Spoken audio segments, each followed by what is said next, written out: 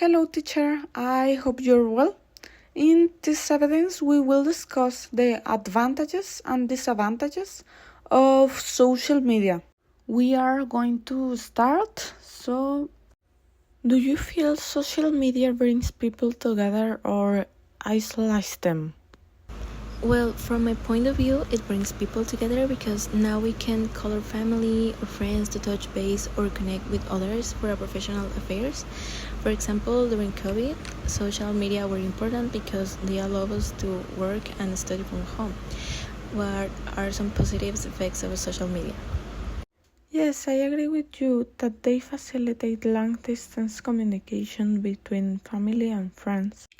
However, they can also foster superficial relationship and increase isolation by replacing face-to-face interaction, which are essential to our emotional well-being. What are some positive effects of social media? I think that the advantages or positive effects that social media bring us can be, as I mentioned before, that makes communication easier and it is a useful tool for education and work, and now it also helps us to spread important topics. I agree with you that social networks have many positive points. However, it is important to remember that these benefits depend on a conscious and balanced use to avoid negative effects, such as isolation to stress to overcome them. What are some negative effects of social media?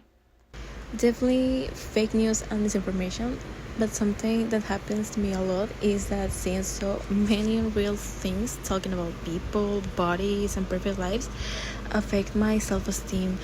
And I know that I'm not the only one that happens to it, but it's a very toxic side of social media that can cause anxiety and depression. I completely agree with you.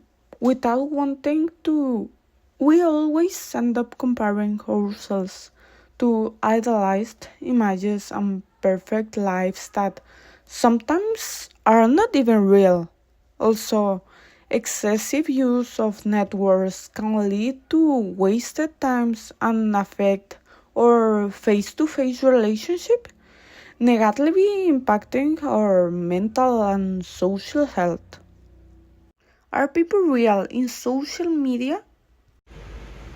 No, I guess because it's very common to meet people who don't even exist in real life.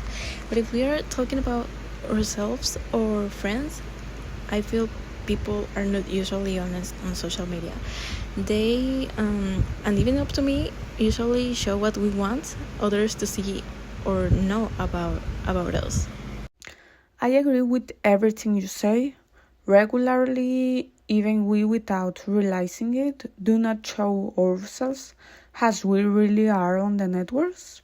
We only show a part of us and unwittingly we try to fit into the unreal canons imposed by platforms like Instagram in addition to the countless fake accounts of millions of users. What do you do to avoid spreading fake information through social media? When I read information, I try to verify the sources or search in more places if the information matches. But the most important thing is understand that social media are not always going to be our most reliable source of information. Yes, that's what we should do. As there are times when I am present with a news item and I don't take the time to analyze it, which ends up resulting in it being false. Final reflection about social media. To conclude, for my part, I want to say social media gives us opportunities for communication and learning, but also has risks like self-comparison and misinformation. But being careful and able to judge what we are seeing can help us to enjoy its benefits without ignoring its downsides or risks. For me, social media is a way to connect with people far away and to relax from daily stress. However, the downside is that we don't use it in moderation and spend more time on it than we should, which causes negative effects. It's not that social media is bad, we're just using it the wrong way.